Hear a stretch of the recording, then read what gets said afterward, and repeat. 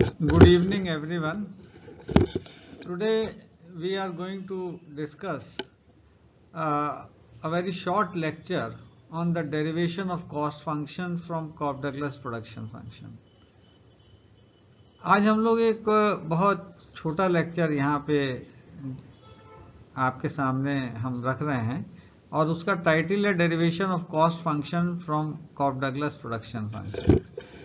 क्योंकि दो चीज़ें हैं यहाँ पे जो शुरू में बता दें। एक तो ये कि YouTube वाले खुद भी डिमांड करते हैं कि वीडियो शॉर्ट रखिए, तो कोशिश है यहाँ पे वीडियो को हम शॉर्ट रखें।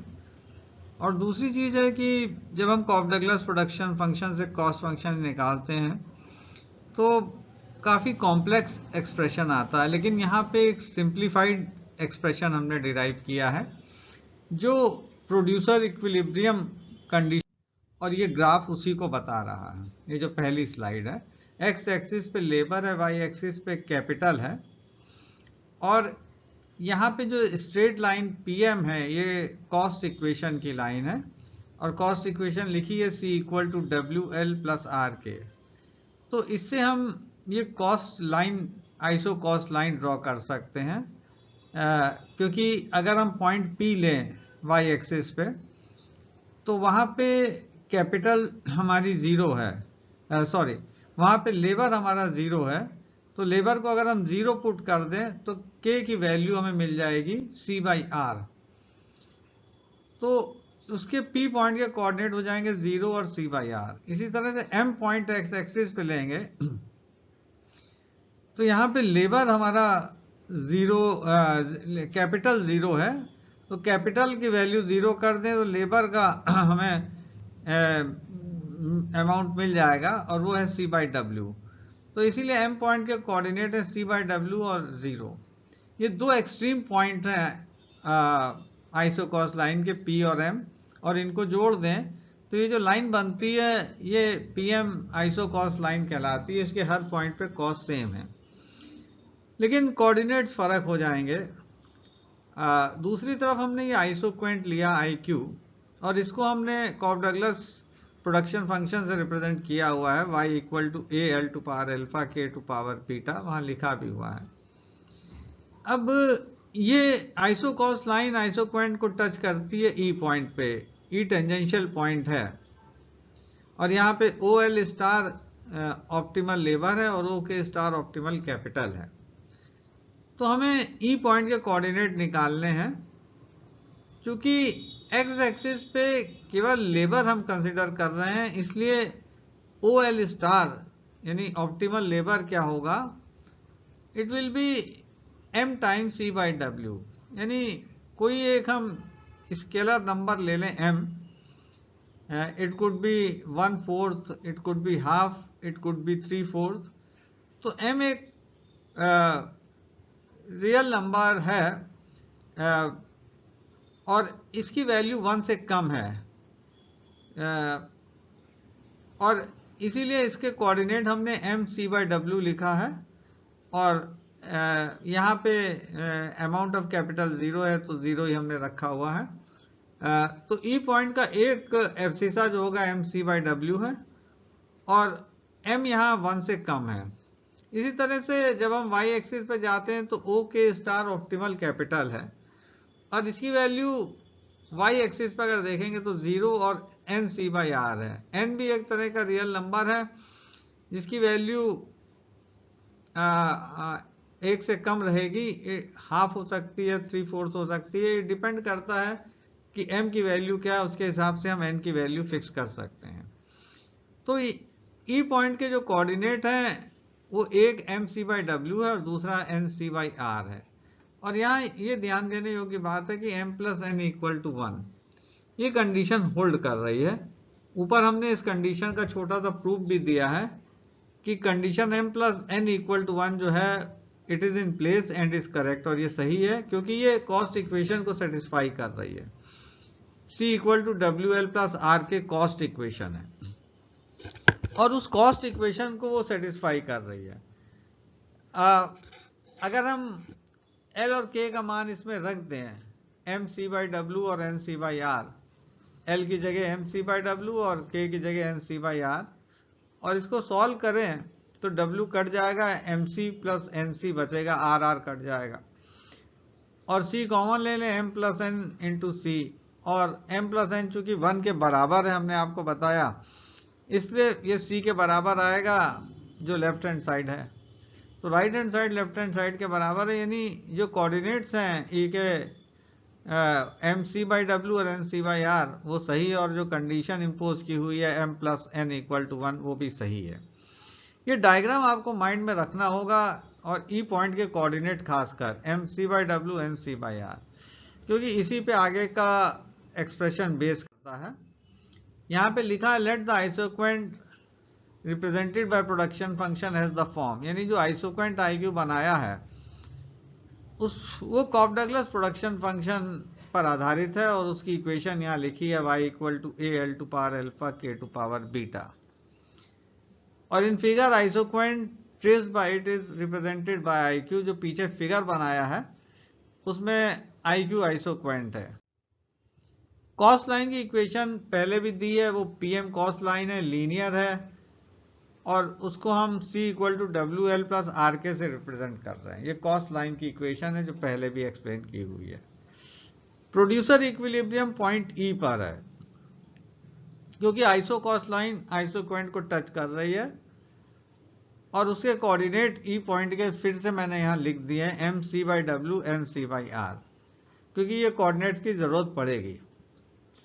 Point E thus shows optimal amount of labour and capital employed, यानी ये ऑप्टिमल अमाउंट ऑफ लेबर और कैपिटल एम्प्लॉयड को इंडिकेट कर रहा पॉइंट E, क्योंकि वो प्रोड्यूसर इक्विलिब्रियम इंडिकेट कर रहा जहां पे वो अपने आउटपुट को मैक्सिमाइज कर रहा। यहाँ पे लिखा है कि since isoquant IQ touch point E, its coordinate mc by w nc by r must satisfy equation 1, यानी क्योंकि आइसोक्वेंट की इक्वेशन हमने बताई y equal to A L to power alpha K to power beta है, और isocost line उसको E point पे touch कर रही है, तो इसलिए ये जो कोऑर्डिनेट हैं E पॉइंट के ये आइसोक्वेंट को सेटिस्फाई करने चाहिए उस पॉइंट पे y equal to A L to power alpha K to power beta. तो वो वैल्यूज यहाँ पे हमने रख दी हैं। L की जगह हमने एम सी बाई डब्ल्यू रखा है, और K की जगह एन सी बाई आर रखा है। ये ऑप्टिमल अमाउंट ऑफ लेबर और कैपिटल है, और इसको खोल लीजिए इक्वेशन को, तो आपको मिलेगा C अल्फा प्लस बीटा जो बाहर लिखा हुआ है। A ऐसे ही लिख दिया हमने जैसे था, m upon W power alpha N by R की पावर बीटा है। हमें C का मान निकालना y के टर्म्स में, तो C अल्फा प्लस बीटा हमने वहीं रखा रहने दिया राइट हैंड साइड पे, बाकी हम टर्म्स लेफ्ट हैंड साइड पे ले गए हैं। A की जगह 1 बाई ए हो जाएगा, m by W W by M to power alpha हो जाएगा, n बाई आर की जगह r by N to the power beta हो जाएगा, और y ऐसे ही है जैसे अपने लेफ्ट हैंड साइड पे है। अब C का मान निकाल लीजिए, दोनों तरफ 1 अपॉन अल्फा प्लस बीटा की पावर रेस कर दीजिए, तो C आ जाएगा equal to y by A 1 upon alpha plus beta, W by M alpha upon alpha plus beta, R by N beta upon alpha plus beta, और ये cost function है, cost function की equation है। यहाँ important बात यह है कि जो कॉस्ट है और आउटपुट है इसमें डायरेक्ट रिलेशनशिप है, यानी कॉस्ट आउटपुट पे डिपेंडेंट है एक चीज, और कॉस्ट रिटर्न्स ऑफ स्केल पर भी डिपेंडेंट है, यानी अल्फा प्लस बीटा जो है वो रिटर्न्स टू स्केल को इंडिकेट कर रहा है। बाकी W और R कांस्टेंट हैं, गिवन है, टेक्नोलॉजी A गिवन है, M और N भी कांस्टेंट है। तो कॉस्ट डायरेक्ट फंक्शन है आउटपुट का, और इनवर्स फंक्शन है रिटर्न्स टू स्केल का। तो ये चीज हमने आगे बताई हुई है यहाँ पे कि कॉस्ट फंक्शन जो है इट शोज, कॉस्ट फंक्शन जो है ये दिखा रहा है is a function of output and returns to scale given the technology and factor prices, यानी अगर टेक्नोलॉजी A दी हुई है और फैक्टर प्राइजेस W और R दिए हैं, तो कॉस्ट जो है वो आउटपुट पे डिपेंडेंट है और रिटर्न्स टू स्केल पर डिपेंडेंट है।